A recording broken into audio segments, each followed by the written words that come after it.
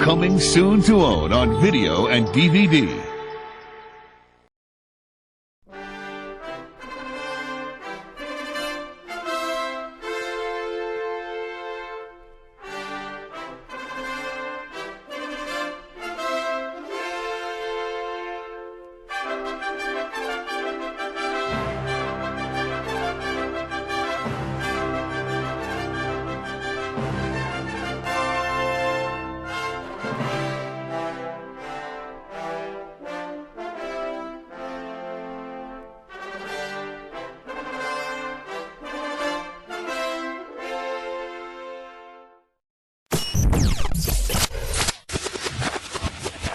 Capitalism is a social system made of individual rights. Those rights include things like property, and capitalism is treated like religion, and economics are not really part of the state. And capitalism is also called laissez-faire. It protects the rights of humans. Capitalism is made up of what people believe should be used in the system, so if you aim high, you can achieve it. And it was mostly used in 19th century America because there's no pre-capitalism and no factories before. And capitalism is still used today, like in unequal taxing, and Asia and China still use it. And one rule of capitalism is that no force is used unless for defense or retaliation. And how much money somebody makes in this state is like based off how hard they work. And you cannot have a dictatorship in this state because it's not possible because everybody's free.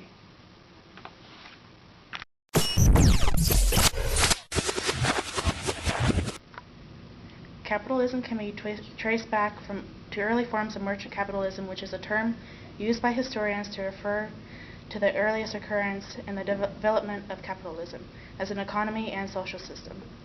It was practiced in Western Europe throughout the Middle Ages, though a lot of economic historians consider the Netherlands as the first thorough capitalist country. In early modern Europe, capitalism featured the wealthiest trading cities such as Amsterdam and the first full-time stock exchange. The inventiveness of the traders led to insurance and retirement funds, as well as less benign phenomena. The boom and bust cycle, for example, Isaac Lemaire, who in 1607 forced prices down by dumping stock and then buying it back at a discount. Over the past 500 years, capitalism has been accumulated by a variety of different methods in a variety of scales and associated with a great deal of variation in the concentration of economic power and wealth.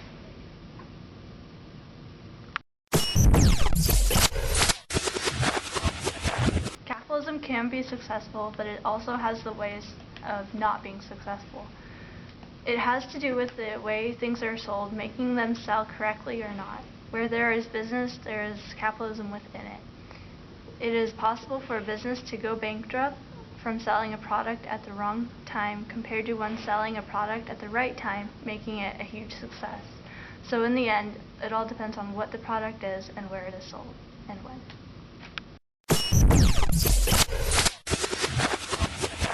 Adam Smith was born in Kirkcaldy, Scotland in 1723. He was an 18th century professor and political economist, which was best known for writing the book called The Wealth of Nations. Some of Adam Smith's ideas were the division of labor to maximize production and assigning specific tasks to specific workers so they know exactly what they're doing over and over again. He also believed in free trade, so it prohibited different countries to stop their production just for this company. He supported laissez-faire because he believed in leave alone and let it be policy, which would involve that any company that has the ability to grow or go bankrupt should be done, and the government should have no say in it or support or not support this company.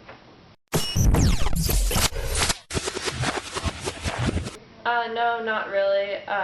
Laissez-faire, like the closest that they ever had to it was 19th century Britain or 19th century America. 20th century America is not a pure capitalist country, but it's a mixed economy, and it has a mixture of freedom and controls and crippled capitalism and a hampered market economy.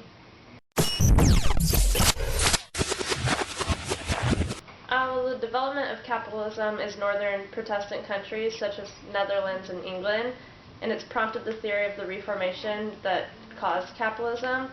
But the states that the case rather too strongly, particularly since the beginning of capitalism can be seen far earlier than any of this.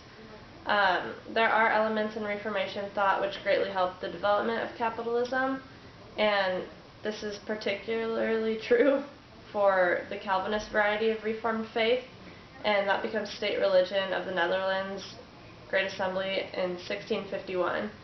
The most immediate way of which Reformation aids the capitalists is by removing the stigma which the Catholic Church traditionally attached to money lending or usury in the pejorative biblical term. Okay.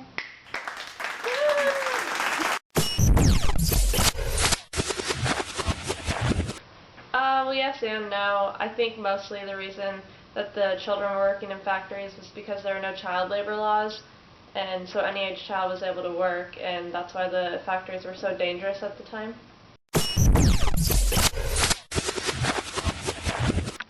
Okay, capitalism promotes an economic growth by providing an open competition into each of the markets.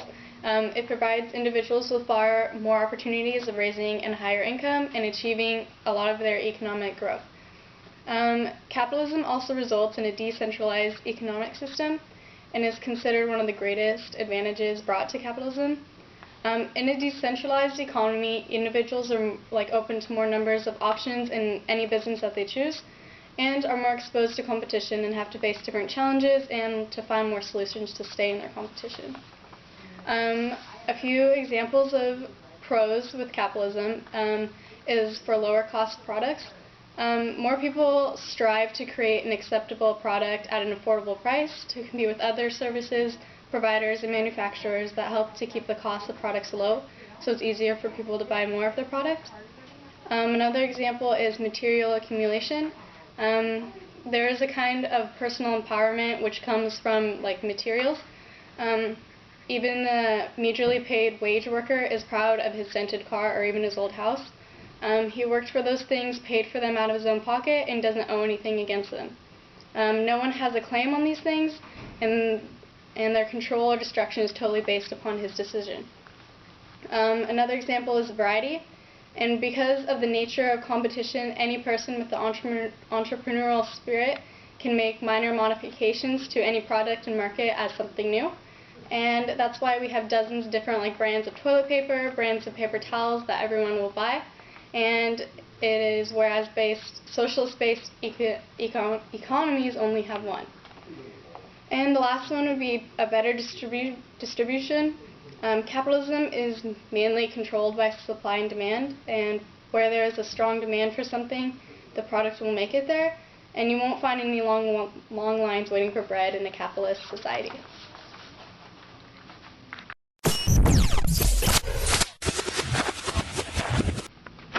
The cons of capitalism is that some people complain about the unfair distribution of wealth that capitalism causes. The worker makes the product, and the employer sells the product for more money than what it is made for. So the employer gets more money in the end.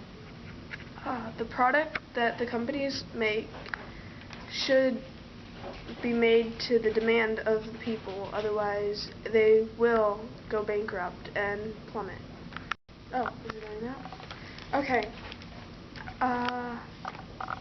Corporations look at the economy with a materialistic point of view. All they want is money so they can get more work supply, so they can get more money in the end. So it's just for the money. And monopoly capitalism is where companies either compete for the lowest price, but yet they cannot go too low, otherwise they can go bankrupt and lose a whole bunch of workers. Or it could also infer that companies agree on a high price of a certain product and that the consumer would have to be paying more, which that could also be a default. If they go too high in a price, then they could also lose customers and go bankrupt. Little corporations have some disadvantage into this world of capitalism. If a larger corporation would like to use the resources, they could easily just buy them out.